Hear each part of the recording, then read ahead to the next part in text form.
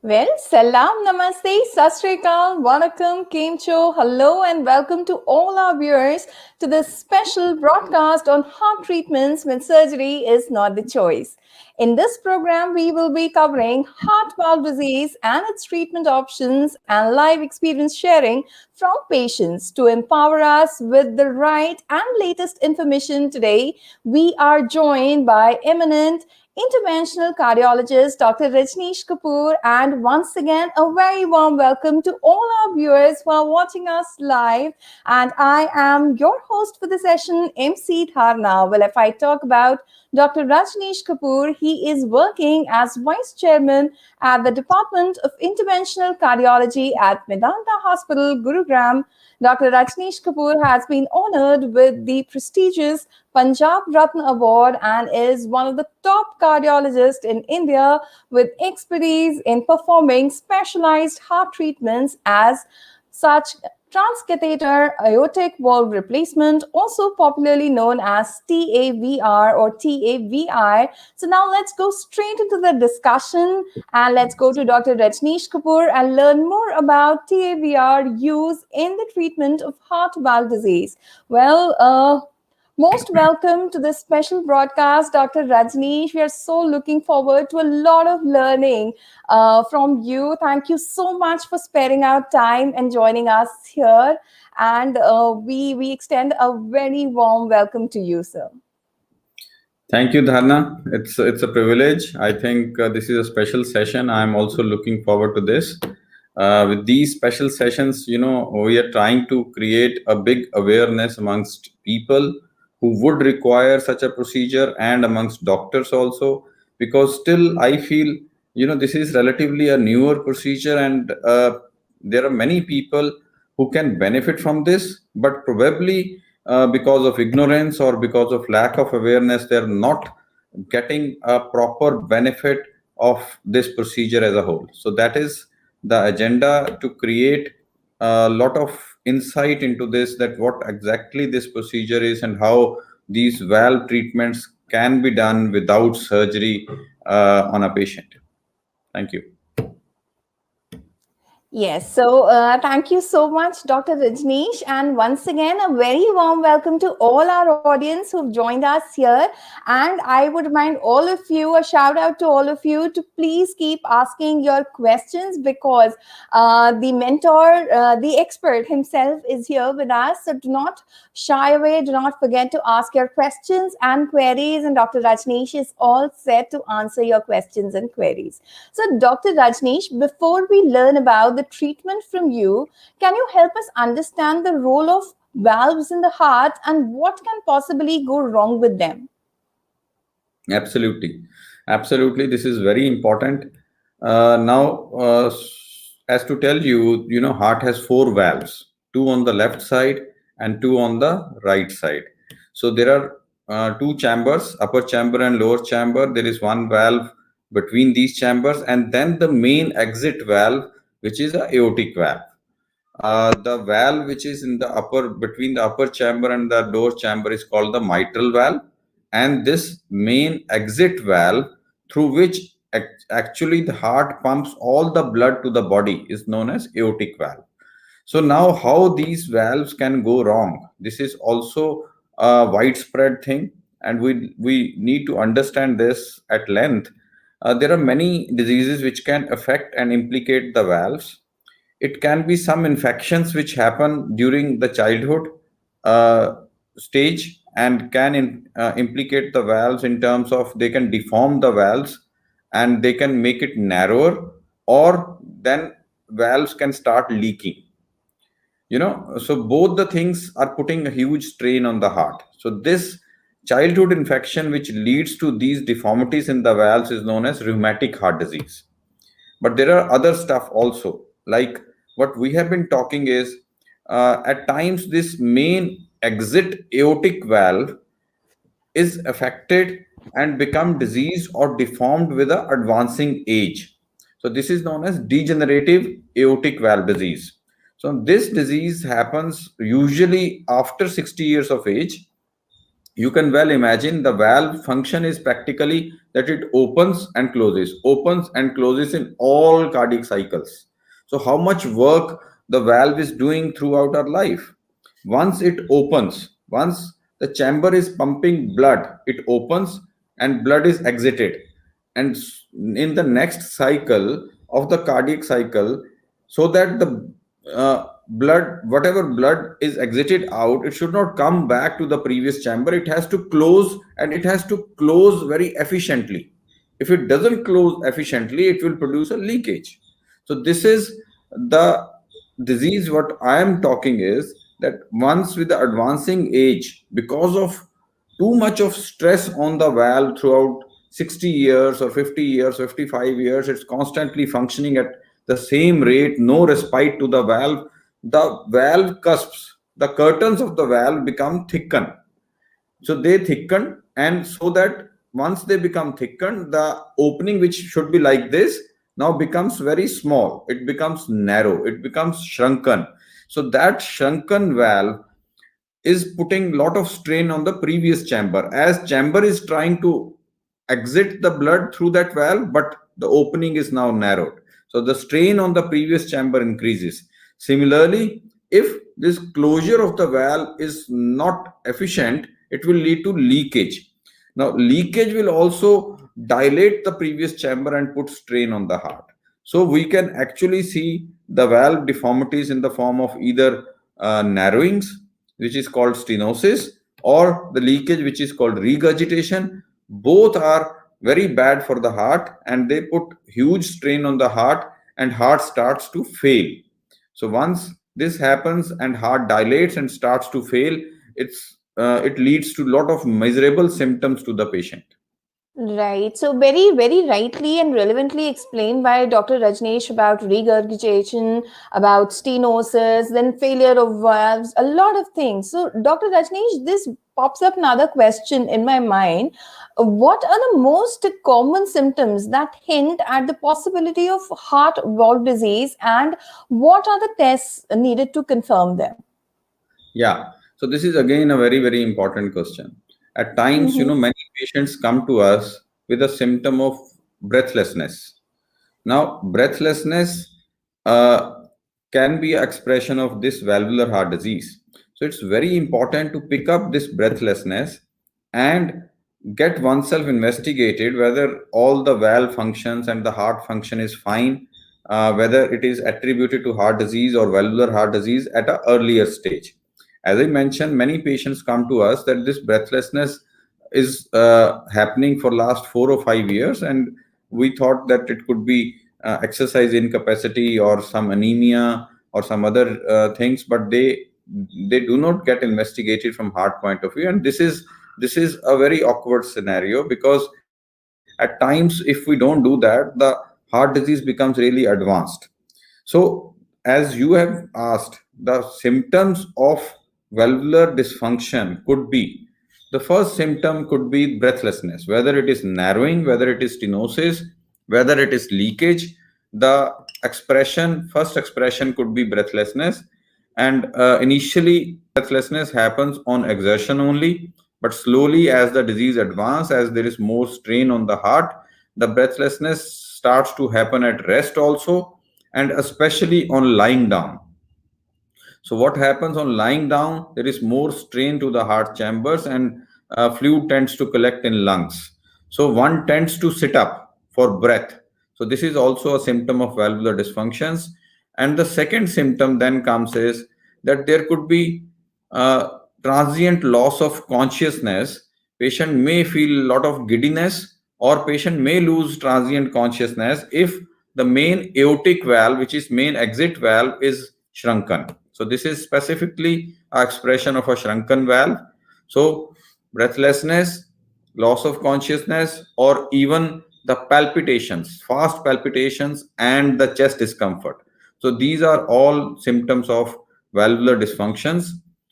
You also asked the second part of the question, that how do we get it diagnosed? Now, I think this is again very important to emphasize here, that it's a very, very simple test to diagnose the valvular dysfunction. That is a sheer echocardiography. Echocardiography is nothing but a ultrasound of the heart. It can clearly give us a picture of that whether any valve problems or valvular dysfunction is there or not. So again, in very simple terms, Dr. Rajneesh has explained us the symptoms as well as diagnosis. And let's move forward in this discussion.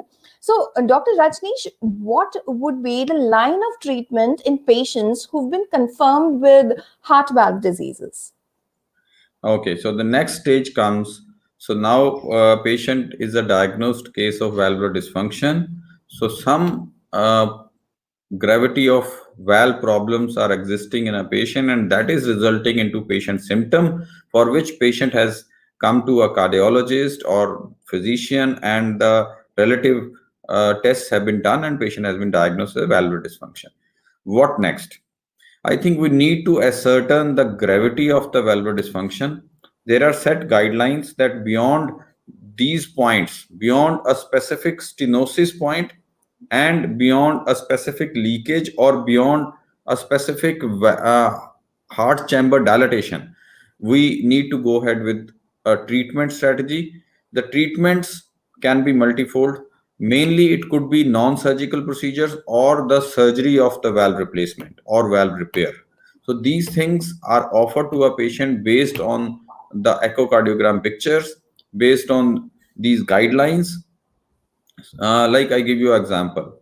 We are dealing with aortic valve dysfunction. So I'll just take the example of aortic valve stenosis. Now, suppose somebody has a main aortic valve stenosis where aortic valve is narrowed. Any patient would have more severe symptoms if the area of the aortic valve becomes less than 1 centimeter square. So normally the opening of the aortic valve is 4 to 6 centimeters square, but if it goes less than 1, I think that is one point where we can't ignore as a cardiologist, because patient becomes at very high risk of sudden cardiac death and heart failure beyond this point. So we have to offer a treatment beyond that point.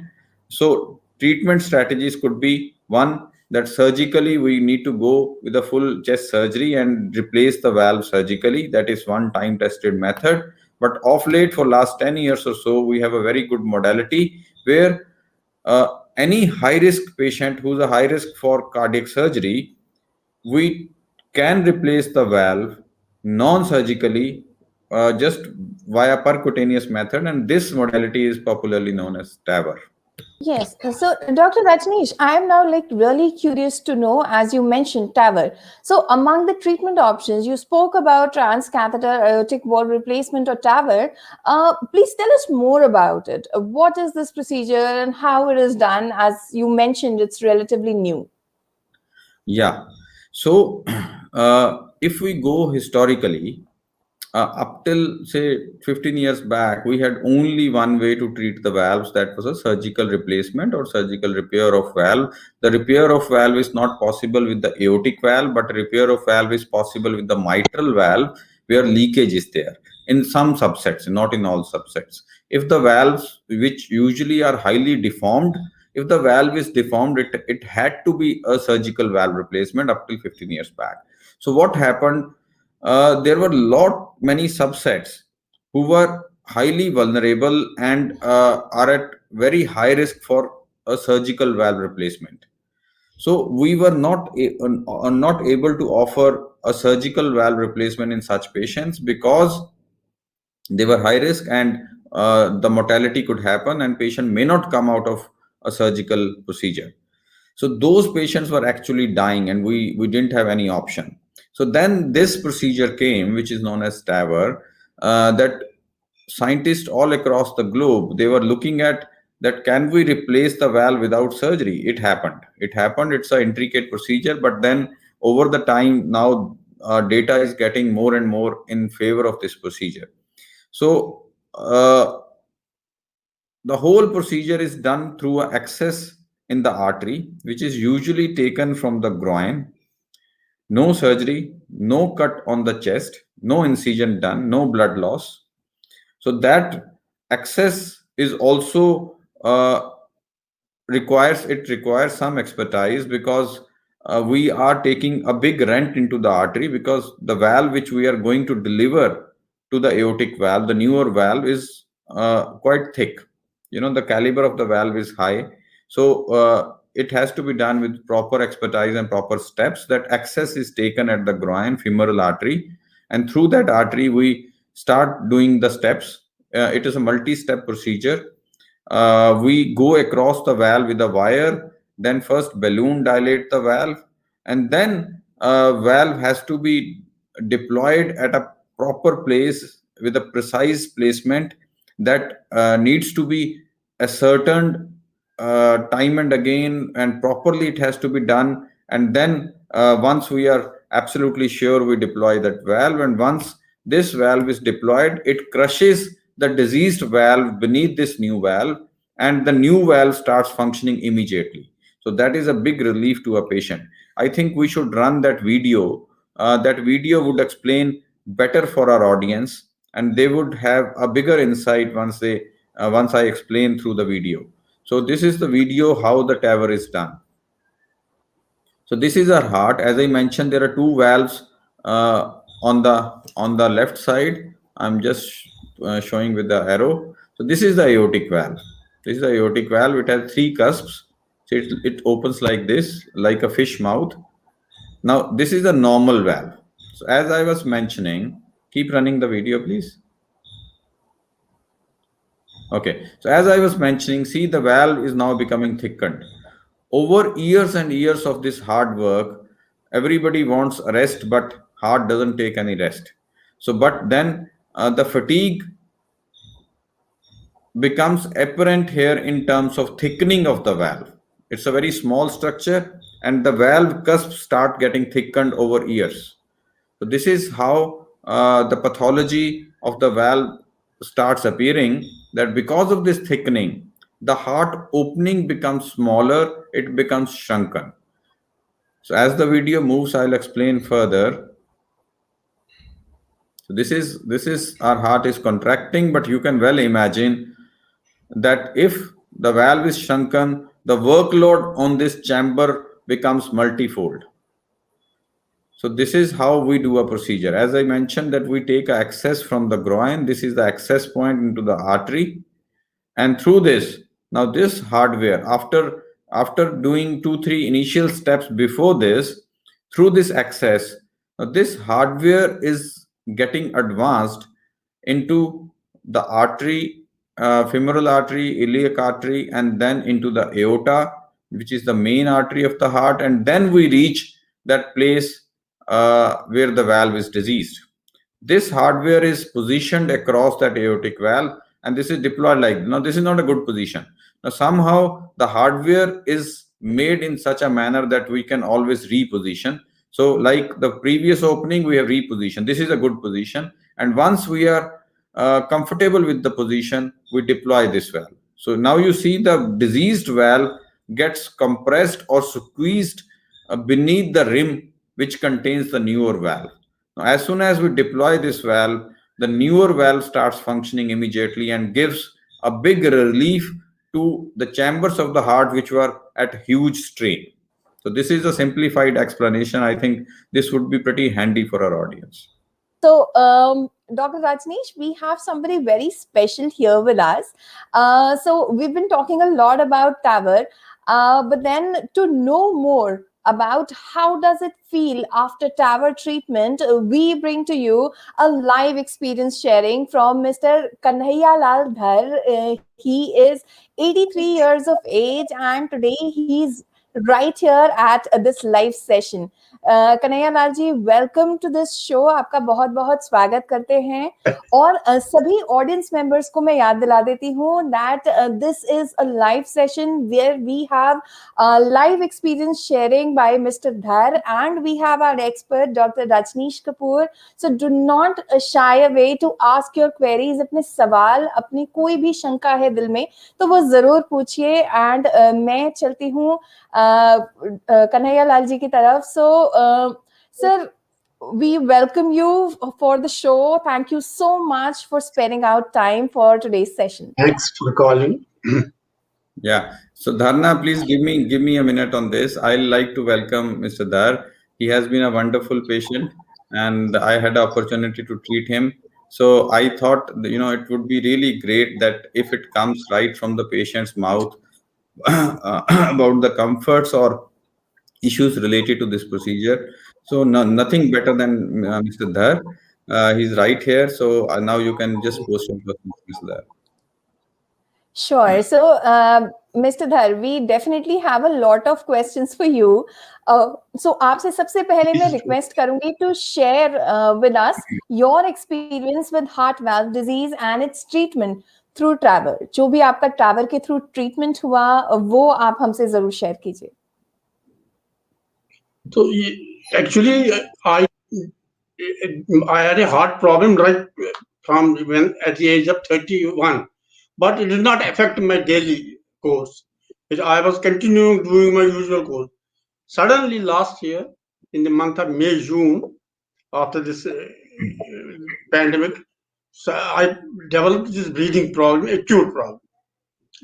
The problem became so acute that once in the bathroom, I couldn't come out. I collapsed. So immediately we rushed to Medanta, contacted Dr. Kapoor. So after doing necessary things, he suggested that this was the alternative. So we immediately, after few days of usual this processing, we got admitted. So we were in his hands, and I had to thank him for treating me the way he did, and also educating me about my disease, as also the stage at which I am now today. Thank you so much mister धर. और इसके बाद मेरे दिमाग में और बहुत सारे सवाल आ रहे हैं. सो आपको कैसे पता चला कि you have a problem with your heart valves and what were the symptoms that you were facing? Symptoms जैसे मैंने कहा कि लास्ट ईयर मई जून से सडनली मुझे ब्रीदिंग प्रॉब्लम. आई हैड ये पेस मेकर ऑलरेडी मेरे यहाँ लगा था. This is for the last 10-12 years, it was not causing any problem. But suddenly last year, I became aware of acute this breathing problem. It became day by day, it became worse. I live in the third floor of a building here. I couldn't come for months, I couldn't go down or come up. The condition was so acute. But I could not go to hospital also because of pandemic. Hospitals where there was no bed anywhere. Somehow we got into touch with Dr. Kapoor. He managed to treat us as a case of special emergency. We got admitted. तो उस वक्त मुझे breathing problem, सीढ़ी चढ़ने से सीढ़ी उतरने से I couldn't do. At each step, I had to spend about 5-10 minutes for coming or down. So I couldn't talk also sometimes. If I talk continuously for 3 minutes, my this voice became choked. So वो इतनी मुश्किल थी. So after this procedure, the entire thing has changed. Yeah. So, Mr. Dhar, I think for the sake of our audience, you can also, put some light on the fact that जब ये procedure आपका हो गया, तो उसके बाद आपके अगले 2 दिन कैसे थे? कंफर्टेबल स्टे था? क्योंकि इसमें कोई सर्जरी नहीं होता. आपको कुछ इशू था, कोई पेन था, और कितने दिन बाद आप मोबिलाइज हो गए? I think audience would like to know right from your mouth भी कैसा इसका पोस्ट प्रोसीजरल डेज कैसे रहते हैं. जिस तरह ये हॉस्पिटल में मेरे ख्याल में मुझे तो ये जब प्रोसीजर हो गया मुझे पता भी नहीं लगा. इस तरह मुझे पता लगा जब आईसीयू में शिफ्ट हो गए तो उस वक्त ये पता लगा कि इस तरह ये है. मगर there was absolutely no discomfort of any type. तो ये दो दिन रहा मैं, 2 nights इन आईसीयू, फिर वार्ड में. Total 5-7 days I was in the hospital. उसके बाद डिस्चार्ज मिला. डिस्चार्ज के बाद कोई ये सही है कि 10-15 दिन I have to adjust. Aahista Aahista ये करना हुआ. फिर कोई 15-20 दिन तक ब्रीदिंग प्रॉब्लम होती रही. जब एक दो ये स्टेप चलते थे वगैरह, but after 1 month or 1.5 months it was absolutely normal, no major problem. जी बिल्कुल। कन्हैया लाल जी, आप जो बता रहे हैं वो है डिस्कम्फर्ट से कंफर्ट तक की जर्नी के बारे में, and I am sure our audience will be so glad to hear about this. और एक बार फिर से मैं अपने ऑडियंस मेंबर्स को याद दिला देती हूँ कि आप सबका टावर से रिलेटेड, टावी से रिलेटेड कोई भी क्वेश्चन हो, कोई भी क्वेरी हो, तो हमारे पास एक्सपर्ट भी हैं और हमारे पास वेल ट्रीटेड पेशेंट भी हैं डॉक्टर रजनीश कपूर के, जिनसे आप अपने क्वेरीज पूछ सकते हैं। सो कन्हैया लाल जी, मेरा अगला सवाल ये रहेगा कि आपने जो ये टावर का ट्रीटमेंट कराया, तो what made you go ahead with this treatment? Doctor साहब ने इन्होंने सारा एजुकेट किया कि किस तरह ये है वो है ये है, तो सारा तो हमने भी अपनी फैमिली में डिस्कस कर लिया। उसके बाद तो we decided to go in for it. और कुछ एडिशनल है, मैंने एक दो कुछ लिटरेचर पढ़ा, एक दो कुछ तो हॉस्पिटल से ही कुछ को पढ़ा और कुछ प्रेस क्लिपिंग्स कुछ थी, तो आई बिकेम कन्विंस्ड के कोई रिस्क की बात नहीं है, we must go in for it. Right. And As a patient, I Kanaiyalal convince ji, myself. Mhm. As a patient, I convince myself that we must go in for, or yeah, we were unanimous that this Right. opportunity has not been missed. Right. So आपने mention किया कि आपको पता भी नहीं चला आपका procedure कैसे हो गया, बट जी, बट सवाल मेरा फिर भी यही रहेगा, क्योंकि बहुत सारे ऑडियंस मेंबर्स ये जरूर जानना चाहेंगे कि पूरा जो ट्रीटमेंट था, was it painful, how was it? बिल्कुल ऐसे मुझे पेन किसी स्टेज पर तो फील नहीं हुआ, to be frank with you. कोई ऐसी प्रॉब्लम इस तरह हो जाता है अगर, तो नेक्स्ट हॉस्पिटल से आईसीयू से हॉस्पिटल के वार्ड में लिया, तो Aahista Aahista I was absolutely normal. जब तक हम शिफ्ट 7 के दिन के बाद आ गए, मुझे टू बी फ्रैंक कोई ऐसी बड़ी मेजर प्रॉब्लम नहीं लगी। बिल्कुल। एंड नाउ दैट यू से यू आर रिकवर्ड, और जैसा मैंने मेंशन किया कि डिस्कम्फर्ट से कंफर्ट तक की जर्नी आपने तय करी है, तो how do you feel now and what do you recommend to other patients who need valve treatment? तो मैं तो ये फील तो आई फील ऑलमोस्ट नॉर्मल। ये ठीक है, after this at this age you have to take certain precautions. तो सीढ़ी चढ़ना तो आहिस्ता है, सीढ़ी वगैरह ये है, तो और कोई इसमें।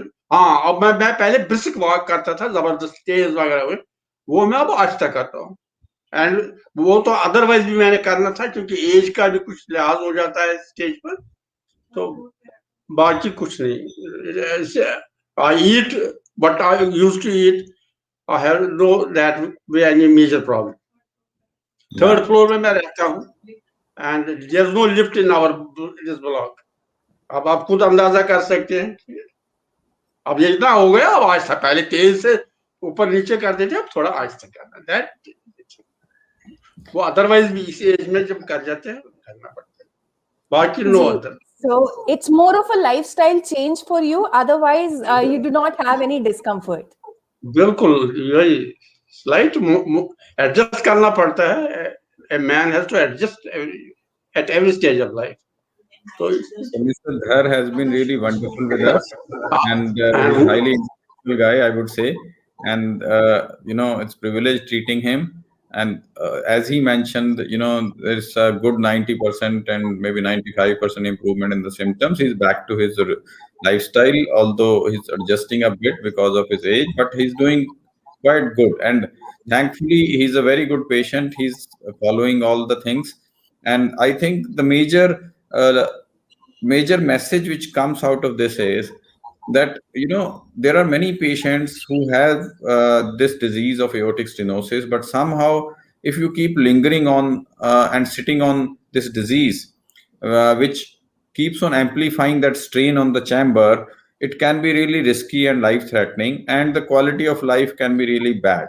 So now the treatment is there. Obviously there are some logistics involved as to the cost of this treatment, but if somebody can afford, one can really come back to a good quality of life, no symptoms, and the survival also gets prolonged significantly.